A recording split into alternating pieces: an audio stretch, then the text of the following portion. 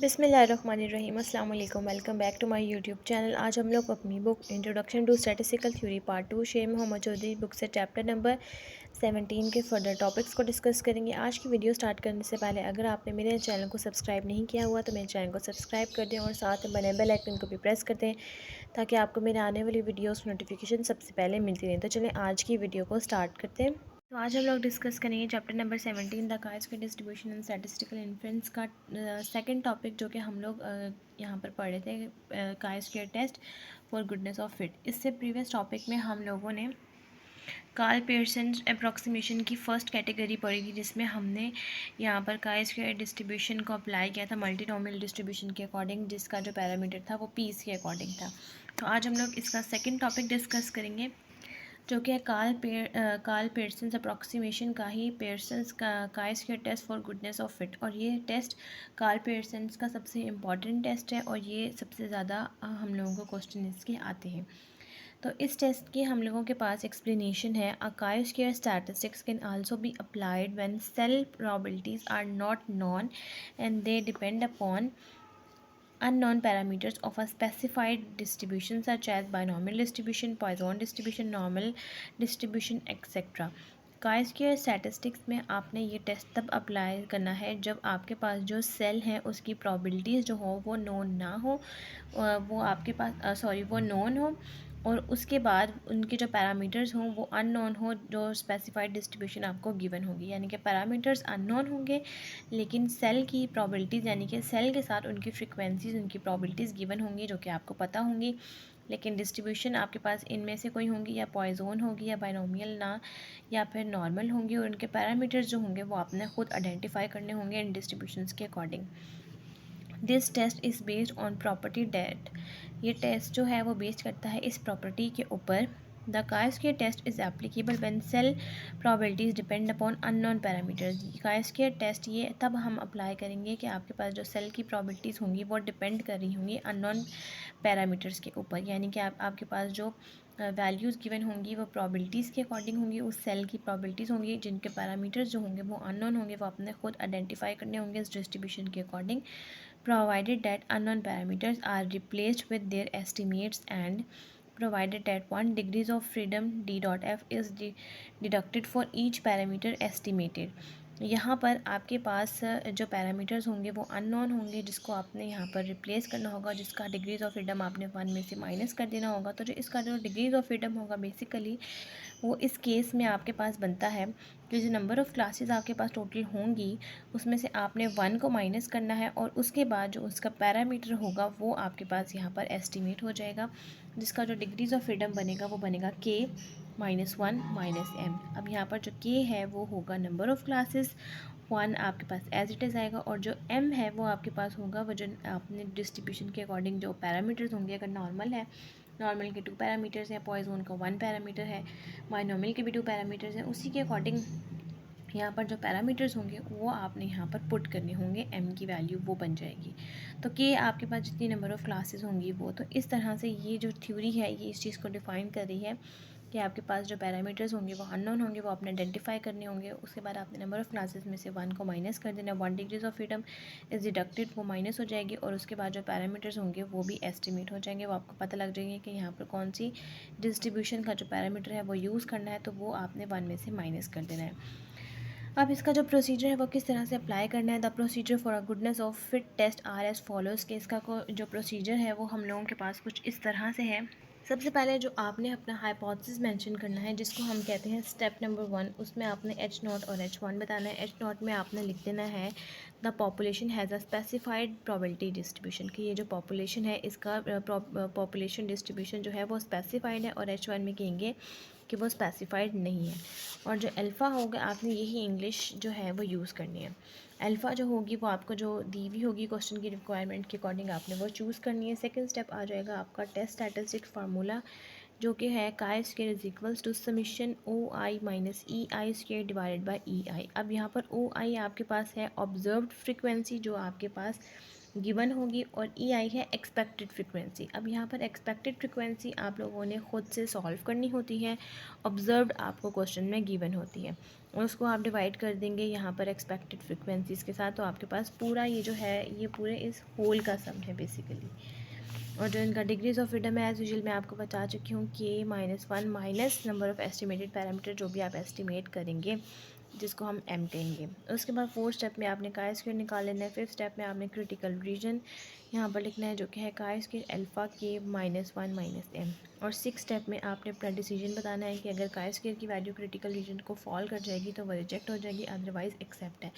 अब हम लोग इस टॉपिक से रिलेटेड एग्जाम्पल नंबर 17.10 को स्टार्ट करते हैं ताकि हम लोगों को ये टॉपिक ज़्यादा अच्छे से क्लियर हो सके। अब हम लोगों के पास यहाँ पर इस टॉपिक से रिलेटेड 3 एग्जांपल्स बनेगी, एग्जांपल नंबर 10, 11 और 12। अब एक एक एग्जांपल के ऊपर अंदर एक एक डिस्ट्रीब्यूशन को डिस्क्राइब किया गया है, जैसा कि एग्जांपल नंबर 10 में बायनॉमियल है, एग्जांपल नंबर 11 में पॉइज़न है और एग्जांपल नंबर 12 में नॉर्मल है। तीन और डिस्ट्रीब्यूशंस के अकॉर्डिंग आपको ये टॉपिक करके बताया गया है कि ये किस तरह से सॉल्व होती हैं। सबसे पहले आप लोगों को कैसे पता चलेगा कि इसमें डिस्ट्रीब्यूशन कौन सी है। सब नंबर 1 की नंबर ऑफ़ हेड्स जहाँ पर बात आ जाती है वो आपके पास होता ही हमेशा बायनॉमियल है।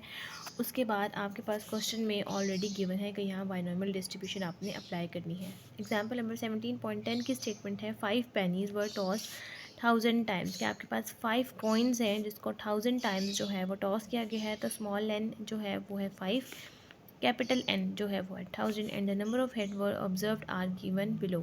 जो नंबर ऑफ़ हेड्स हैं वो आपके पास यहाँ पर कुछ इस तरह से है। नंबर ऑफ़ हेड्स जो है वो 0 से 5 टाइम्स है। अगर आप इनको काउंट करते हैं तो बेसिकली जो n की वैल्यू है वो 0 से के फर्स्ट टाइम 0 टाइम कुछ भी नहीं है, 1 टाइम इसकी ये प्रॉबिलिटी है, 2 टाइम्स ये, 3 टाइम्स ये, 4 टाइम्स ये, 5 टाइम्स ये, और अगर आप इसको टोटल करें तो ये आपके पास आंसर 1000 ही आएगा।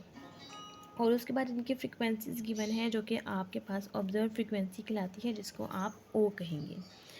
अब यहाँ पर आपने जो है टेस्ट वो है बायनॉमियल डिस्ट्रीब्यूशन का अप्लाई करना है, गिवन अ सेटिस्फैक्ट्री फिट। अब यहाँ पर सेटिस्फैक्ट्री फिट से आपको पता चल जाएगा कि ये गुडनेस ऑफ फिट टेस्ट का क्वेश्चन है, क्योंकि ये यहाँ पर अगर आपको गुडनेस ऑफ फिट की बात आए क्वेश्चन में, सेटिस्फैक्ट्री का मतलब आए यहाँ या फिर फिट का जहाँ पर भी वर्ड यूज़ हो, तो वहाँ से आपको पता चल जाएगा कि आपने काइस के goodness of fit test apply करना है।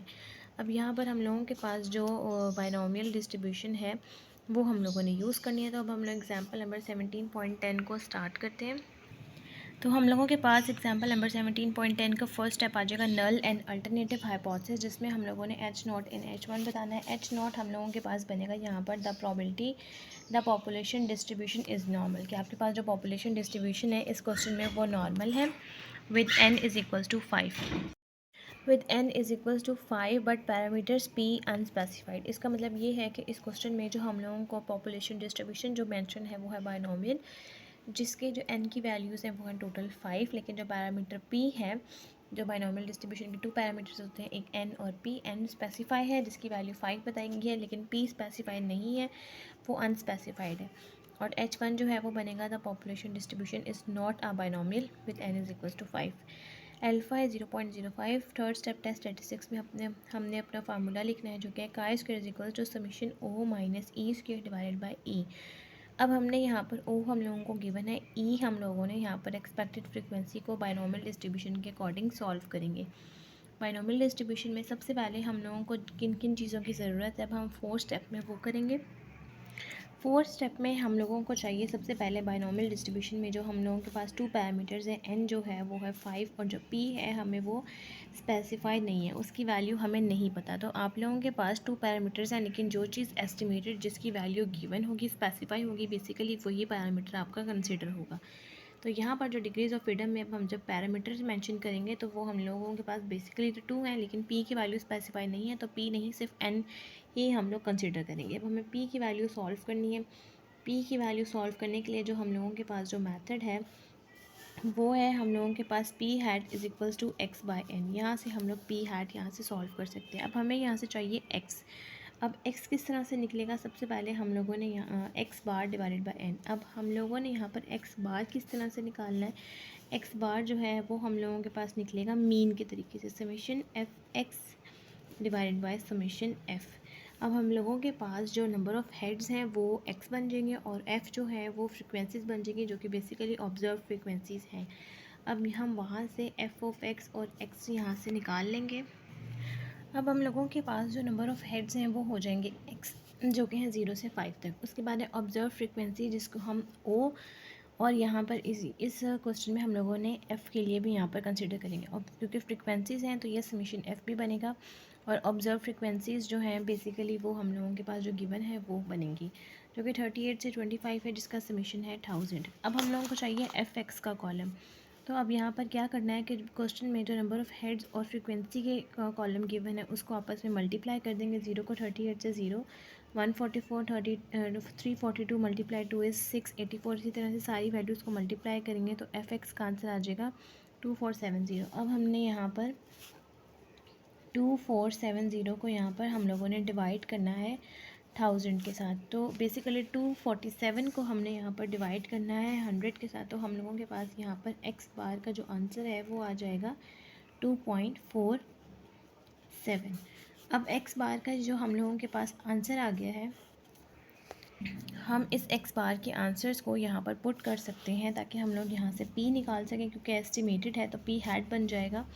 और यहाँ पर एस्टिमेटेड की वजह से ये p हैट हुआ है तो ये x बार बन जाता है, क्योंकि हम लोगों को एस्टिमेटेड पैरामीटर्स चाहिए। तो p हैट बन जाएगा ये, और ये x बार है जिसका आंसर हम लोगों ने निकाला है 2.47। और n जो है वो क्वेश्चन में हम लोगों के पास 5 गिवन है। अब यहाँ से जो p हैट की वैल्यू है वो हम लोगों के पास आ जाएगी 0.494, और q हैट निकल आएगा अब यहाँ पर 1 माइनस p हैट करके। तो q हैट जो है बेसिकली वो हम लोगों के पास यहाँ निकलेगा 1 माइनस p हैट। जब हम करेंगे यहाँ पर 1 माइनस 0.494 जब हम यहाँ पर करेंगे तो q हैट हम लोगों के पास यहाँ पर आ जाएगा 0.506।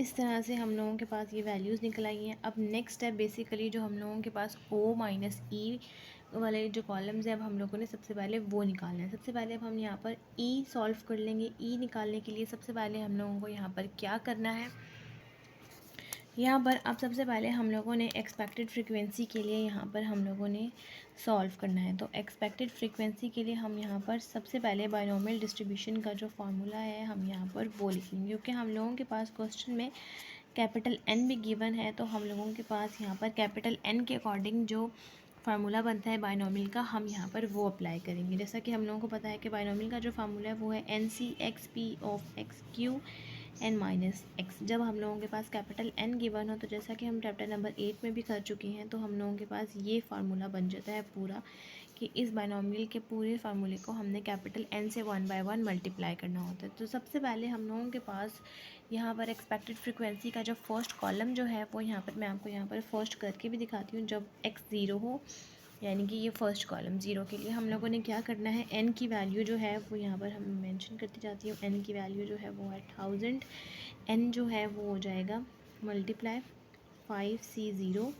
p जो है उसकी वैल्यू है 0.494 उसकी पार 0, और जो q है q हैट जो है हम लोगों ने q बेसिकली जो निकाला है जो कि 0.506 उसकी पार है 5 माइनस 0 डेट इज़ 5।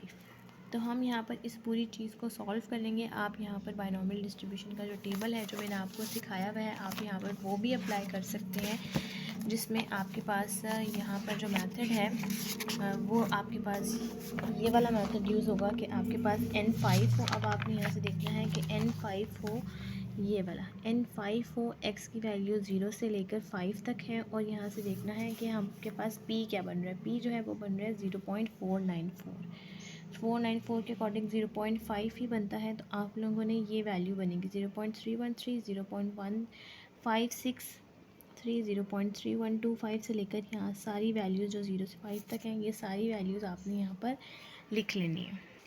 अब 5c0 भी 1 होता है, 0.494 भी 0 है, वो भी आपके पास 0 आ जाएगा। तो बेसिकली 0.506 के पार 5 जो है जब आप वो लिखेंगे तो बनेगा 0.0331। तो उसको आपने मल्टीप्लाई करना है 1000 से। तो जब आप इस आंसर को 1000 से मल्टीप्लाई करेंगे तो आपके पास यहाँ पर आंसर आएगा 33.170।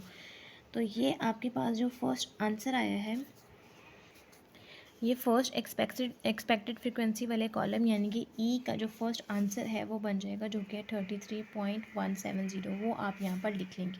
अब नेक्स्ट इसी तरह से आप अगेन स्टेप करेंगे जब x की वैल्यू 1 हो, सेम यहाँ पर स्टेप करना है, सब कुछ सेम आएगा। ये 5c 1 आएगा 0.494 की पार 1 आएगी 0.50, 6 की पार 5 - 1 4 आएगा। यहाँ पर पूरी चीज़ को सॉल्व करेंगे और 1000 से मल्टीप्लाई करेंगे, जो आंसर आएगा वो आप यहाँ पर एक्सपेक्टेड फ्रीक्वेंसीज़ में लिखते जाएंगे।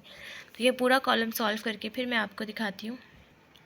अब यहाँ पर हम लोगों ने एक्सपेक्टेड फ्रीक्वेंसी की 1 बाय 1 वैल्यूज़ को सॉल्व कर ली। सबसे पहले 0 के अकॉर्डिंग किया है, देन उसके बाद हम लोगों ने जब 1 के अकॉर्डिंग किया तो 161.919, इसी तरह से 2 से 5 तक हमने सारी वैल्यूज़ को यहाँ सॉल्व करके 1000 से मल्टीप्लाई किया, तो हम लोगों के पास यहाँ एक्सपेक्टेड फ्रीक्वेंसी ई का आंसर आ गया है।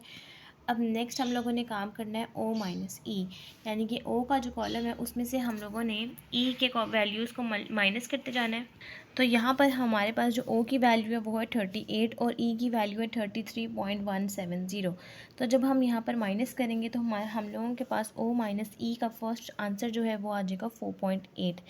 नेक्स्ट जो है 144 - 161.919 इज़ -17.9। उसके बाद 342 - 316.2 इज़ 25.8। इसी तरह से हमने सारी वैल्यूज़ को माइनस करना है ओ में से ई को, तो हम लोगों के पास ये पूरा कॉलम आ जाएगा। तो यहाँ पर हम लोगों के पास ओ माइनस ई वाला पूरा कॉलम यहाँ पर कंप्लीट हो गया। अब नेक्स्ट हम लोगों ने करना है O minus E square divided by E. अब इस कॉलम के लिए हम लोगों ने क्या करना है कि सबसे पहले हम लोगों के पास जो ओ माइनस ई जो है यानी कि 4.8 है, हम इसका लेंगे स्क्वायर और इसको डिवाइड कर देंगे ई वाले कॉलम के साथ यानी कि 33.170 के साथ। अब नेक्स्ट सबसे पहले हम लोगों ने यहाँ पर करना है 4.8 का स्क्वायर, तो हम यहाँ कैलकुलेटर पर करेंगे 4.8, उसका हम करेंगे डायरेक्टली स्क्वायर। आप यहाँ पर सेपरेटली कॉलम भी बना सकते हैं ओ माइनस ई के कॉलम का स्क्वायर, या फिर आप यहाँ पर डायरेक्ट भी कर सकते हैं, जैसे आपको इजी लगे। आपने यहाँ पर 4.8 का जब स्क्वायर किया तो आंसर आया 23.04। अब 23.04 को हमने डिवाइड कर देना है ई के आंसर के साथ, जो कि है 33.170। तो हम लोगों के पास आंसर आ जाएगा 0.694। हम यहाँ पर वैल्यू लिख देंगे 0.694। नेक्स्ट वैल्यू है -17.9, तो आप यहाँ पर -17.9 जब लिखेंगे तो उसका ऑटोमेटिकली स्क्वायर हो जाता है। हम लोगों के पास वैल्यू जो है 320.41 माइनस नहीं आता स्क्वायर में।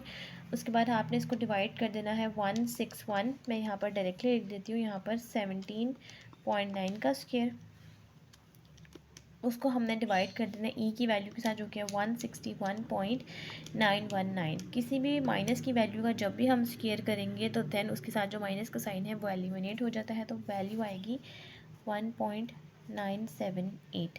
नेक्स्ट इसी तरह से हम 25.8 का स्क्वायर करेंगे, डिवाइड कर देंगे ई की वैल्यू के साथ। नेक्स्ट -21.7 की वैल्यू का स्क्वायर करेंगे, डिवाइड कर देंगे 308.7। इसी तरह से सारी वैल्यूज़ हम यहाँ पर लिख देंगे और जो हम लोगों के पास यहाँ समीशन का आंसर आ जाएगा बेसिकली वो हम लोगों के पास काई स्क्वायर बन जाएगा, जो हम लोगों को यहाँ पर फार्मूले में ज़रूरत थी। तो यहाँ पर बेसिकली जो भी एट द एंड इस कॉलम का रिजल्ट होगा वो 4 स्टेप कंप्यूटेशन काई स्क्वायर का आंसर होगा।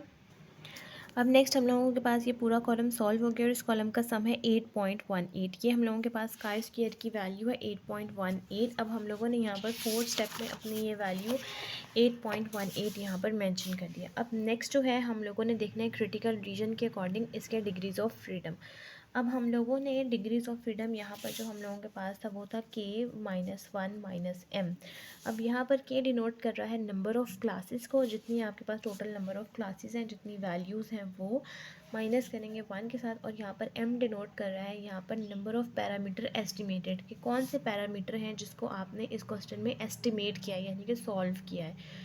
एस्टिमेटेड पैरामीटर्स तो हम लोगों ने एक ही सॉल्व किया था, जो कि था P, जिसको जब हमने यहाँ पर सॉल्व किया तो वो बन गया P हैट, जिसका फार्मूला था x⁴/n। तो ये एस्टिमेटेड आपके पास तब बनता है जब किसी भी पैरामीटर्स को हम सॉल्व करते हैं उसकी हैट बन जाए, उस चीज़ को कहते हैं एस्टिमेटेड।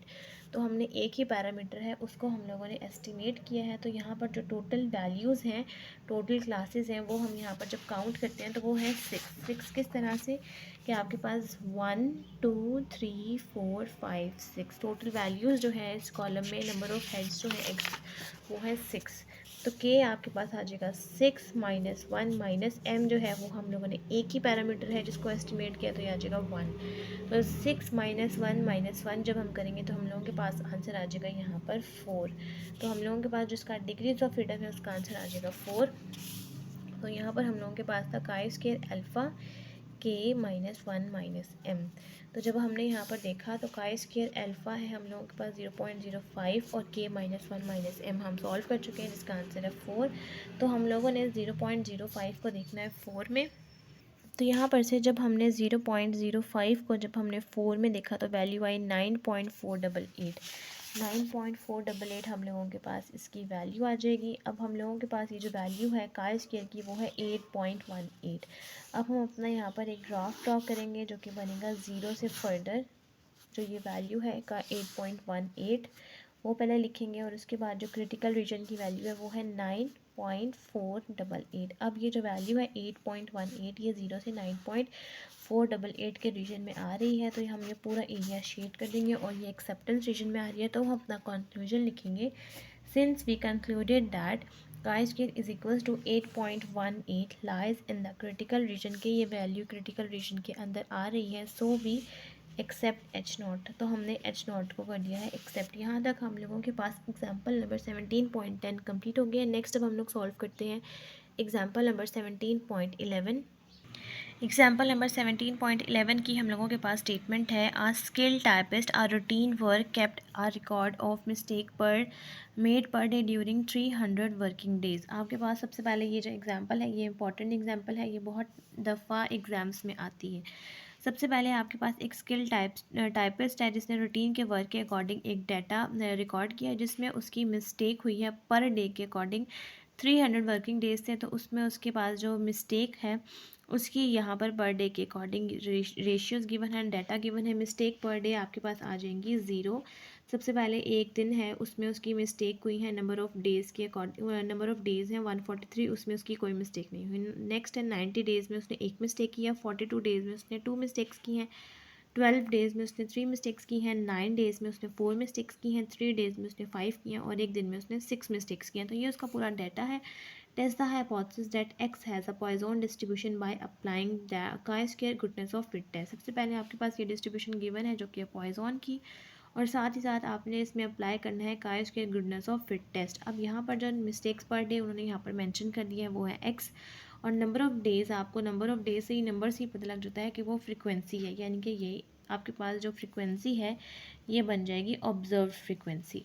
तो ये ओ बन जाएगा। ई आपने पॉइजन डिस्ट्रीब्यूशन का डाटा अप्लाई करते हुए यहाँ पर सॉल्व करना है। अब जैसे कि आपको पता है कि पॉइजन डिस्ट्रीब्यूशन का एक ही पैरामीटर होता है जो कि होता है म्यू, वही बेसिकली हम लोगों को गिवन नहीं है, तो म्यू हम लोगों ने इस क्वेश्चन में सॉल्व करना है और वही हम लोगों के पास एस्टिमेटेड पैरामीटर बन जाएगा। तो अब हम लोग एग्जाम्पल नंबर 17.11 को स्टार्ट करते हैं। एग्जाम्पल नंबर 17.11 में हम लोगों ने अपना सबसे पहले हाइपोथेसिस मेंशन करना है जो कि आ जाएगा एच नॉट। एच नॉट जब हम यहाँ पर लिखेंगे तो हम यहाँ पर लिखेंगे द पॉपुलेशन डिस्ट्रीब्यूशन या फिर द पॉपुलेशन हैज़, कि आपके पास जो पॉपुलेशन गिवन है उसके अकॉर्डिंग आपको पॉइजन डिस्ट्रीब्यूशन गिवन है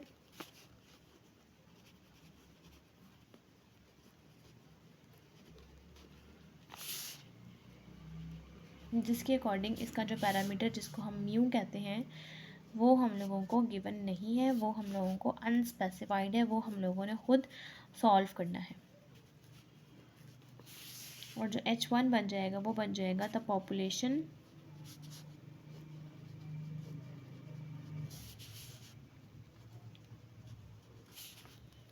डजंट हैव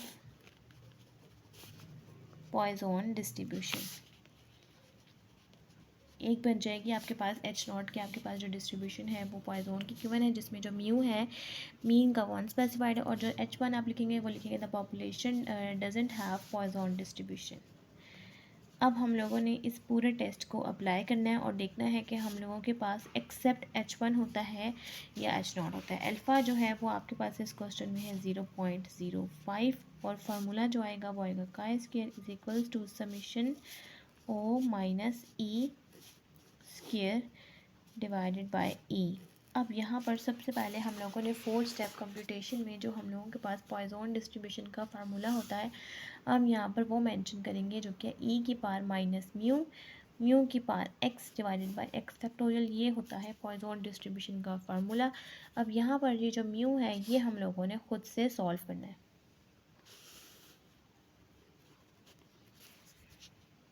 अगेन जब हम यहाँ पर म्यू सॉल्व करेंगे तो म्यू हम लोगों के पास यहाँ पर बन जाएगा म्यू हार्ट के इक्वल, जिसका हम लोगों के पास जो फार्मूला है यहाँ पर जिसी तरह से हम लोग मीन सॉल्व करते हैं उसी तरह से करेंगे, summation F x bar divided by summation F. उसी तरह से जिस तरह से हम लोगों के पास वैल्यू गिवन है हम लोगों ने उसी वैल्यूज़ को लेते हुए इसको सॉल्व करना है। एक्स हम लोगों के पास क्वेश्चन में गिवन है मिस्टेक पर डे, और फ्रिक्वेंसी भी हम लोगों के पास गिवन है जो कि है नंबर ऑफ़ डेज़।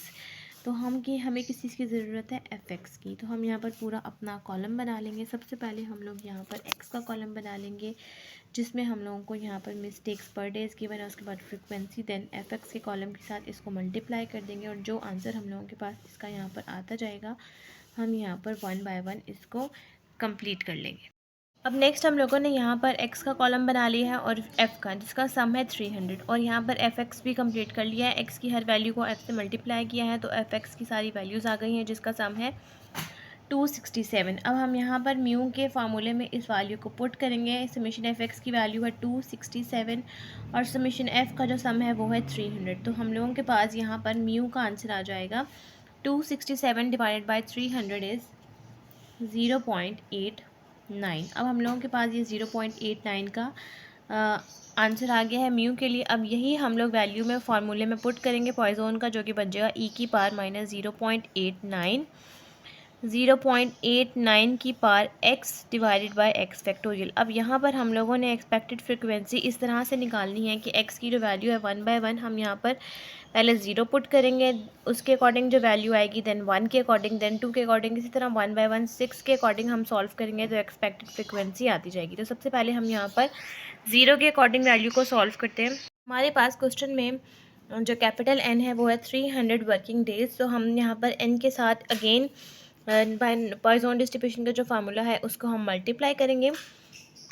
तो सबसे पहले हमने यहाँ पर जब x इज़ इक्वल्स टू 0 लिया तो हमारे पास जो फार्मूला बना है उसको हमने n यानी कि 300 से जो भी आंसर आएगा उसके साथ 1 बाय 1 मल्टीप्लाई करते जाएंगे।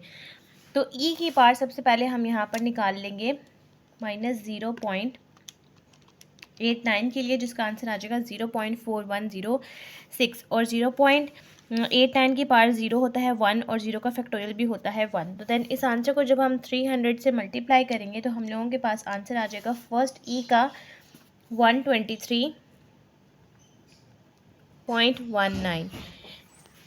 नेक्स्ट अब हम लोगों ने यहाँ पर पूरा कॉलम एक्सपेक्टेड फ्रीक्वेंसीज़ की 1 बाय 1 वैल्यूज़ को सॉल्व किया है। देन हम लोगों के पास ये पूरा कॉलम कंप्लीट हो गया। सबसे पहले हमने यहाँ पर 0 रखा, देन 1 रखा, 2 3 4 5 6 7 6 तक वैल्यूज़ रखी, देन हम लोगों ने 300 के साथ मल्टीप्लाई किया तो हम लोगों के पास ये पूरा कॉलम आ गया।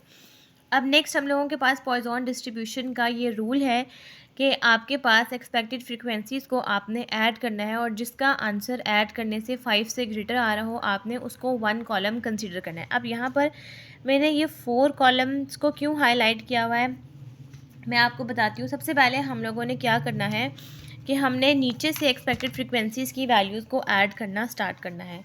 ये वाला रूल सिर्फ पॉइजन डिस्ट्रीब्यूशन के लिए है कि जब भी आपके पास एक्सपेक्टेड फ्रीक्वेंसीज़ का जो कॉलम होगा अगर वो 2 कॉलम्स पे ही यहाँ पर स्टॉप हो रहा है, देन आपने उस कॉलम को एक कॉलम कंसिडर कर लेना है। अगर 3 पे हो रहा है 3 पे, 4 कॉलम्स हो रहे हैं 4, 5 हो रहे हैं 5 पे। यही रूल जो है ये बुक की स्टेटमेंट में भी मेंशन है। To meet the requirement that the expected frequency in any of the class or cell should be at least 5, कि इस की रिक्वायरमेंट के अकॉर्डिंग जब आपके पास एक्सपेक्टेड फ्रीक्वेंसीज़ की सेल या क्लासेस जिसके भी ऐड करने से आंसर 5 से ग्रेटर आ रहा होगा वी कंबाइन लास्ट 4 कॉलम्स, क्योंकि इस कॉलम्स में जो है लास्ट 4 कॉलम्स जो है उसको कंबाइन करने से आंसर 5 से ग्रेटर आ रहा है, इसलिए उन्होंने यहाँ पर 4 कॉलम्स को सिलेक्ट किया है। अब अगर आपका किसी कॉलम को 3 कॉलम्स को ऐड करने से 5 से ग्रेटर आंसर आ रहा होगा देन आपने वो करना है। किसी का 2 होगा, किसी का 1 होगा, आपने उसको 1 कॉलम कंसिडर करना है। तो यहाँ पर हम लोग इसी कॉलम को कंटिन्यू करते हैं। सबसे पहले आपने नीचे से ऐड करना स्टार्ट करना है। अगर हम 0.1 और 0.6 को ऐड करते हैं सबसे पहले हमने 0.1 प्लस 0.6 करना है, देन उसका आंसर आया है 0.7। ये भी है 5 से लेस। देन हमने अगेन 3.2 इसके अंदर ऐड कर देना है, उसका आंसर आया है 3.9। ये भी 5 से लेस है। देन हमने नेक्स्ट 14.5 को ऐड करना है। जब तक आपका आंसर 5 से ग्रेटर नहीं आ रहा होगा आपने ऐड करते जाना है, चाहे वो कॉलम यहाँ तक क्यों ना चला जाए। नेक्स्ट ये आंसर है 18.4। इसका मतलब ये है कि इस कॉलम में आपने ये जो 18.4 है, इन 4 वैल्यूज़ को ऐड करने से आपका आंसर आ गया है 18.4। अब जो चीज़ आपने एक्सपेक्टेड के लिए की है वही चीज़ आपने ऑब्जर्व्ड के लिए भी यहाँ पर करनी है। अब ऑब्जर्व्ड की जो 4 वैल्यूज़ हैं 12 प्लस 9 प्लस 3 प्लस 1, इन 4 वैल्यूज़ को ऐड करने से जो आंसर है वो है 25। अब यहाँ पर आप लिख देंगे 25। इसका मतलब ये है कि यहाँ पर इस वैल्यूज़ को लिखने का मकसद ये है कि यहाँ पर ये जो वैल्यू है ये है 143, ये है 90, ये है 42। अब 42 के बाद ये वैल्यूज़ 4 वैल्यूज़ को आपने एलिमिनेट करके ये 25 एक वैल्यू कंसिडर करनी है। यहाँ पर ये 3 वैल्यूज़ के बाद आपने नेक्स्ट वैल्यू 18.4 कंसिडर करनी है और यही स्टेप आपने फर्दर कैरी ऑन करना है। सबसे पहले जब आप 143 में से 123.19 को माइनस कर देंगे तो आपके पास यहाँ पर आंसर आ जाएगा 143 माइनस 123.19 इज़ इक्वल्स टू 19.81। 19.81 इसी कॉलम का आप करेंगे स्क्वायर, आंसर आ जाएगा 392.4361। नेक्स्ट आपने इस आंसर कॉलम को डिवाइड कर देना है ई के साथ जो कि है 123.19, तो आपके पास फर्स्ट कॉलम का आंसर आ जाएगा 3.185। इसी तरह से आपने सारे कॉलम्स को यहाँ पर कंप्लीट कर लेना है और यहाँ पर इस कॉलम में आपने क्या करना है कि 25 को 18.4 से माइनस करना है, जो वैल्यू आएगी आप यहाँ पर लिखेंगे। उसके बाद उसी कॉलम का स्क्वायर और जो आंसर आपके पास यहाँ पर आ जाएगा उस वैल्यू को आपने डिवाइड कर देना 18.4 के साथ, तो वो एक वैल्यू आपके पास यहाँ कंसिडर हो जाएगी। देन ये 3 वैल्यूज़ और ये जो 4th वैल्यू यहाँ बनेगी, इन 4 का क्लस्टर होकर वो वैल्यू आपके पास एडअप हो जाएगी और वो काई स्क्वायर की वैल्यू बन जाएगी। देन यहाँ पर अब हमने सारे कॉलम्स को कंप्लीट कर लिया। सबसे पहले ओ में से ई की वैल्यूज़ को माइनस कर देंगे, देन उसका स्क्वायर और उसके बाद एक्सपेक्टेड फ्रीक्वेंसीज़ की ही वैल्यूज़ के साथ डिवाइड कर देंगे। देन हम लोगों के पास ये कॉलम कंप्लीट हो गया है। अब यहाँ पर हम लोगों के पास 4th वैल्यू बनी है, 4 values 3.185 plus 3.51 plus 0.95 plus 2.37 that is equals to 10.015 और ये हम लोगों के पास काई स्क्वायर का आंसर है 10.015। अब इस आंसर को अब हम क्रिटिकल रीजन के अकॉर्डिंग यहाँ पर देखेंगे। अब हम लोगों के पास जो काई स्क्वायर का आंसर है वो है 10.015। अब हमने उसको क्रिटिकल रीजन में देखना है। क्रिटिकल रीजन में सबसे पहले हमने k-1 - m निकाल लेना है।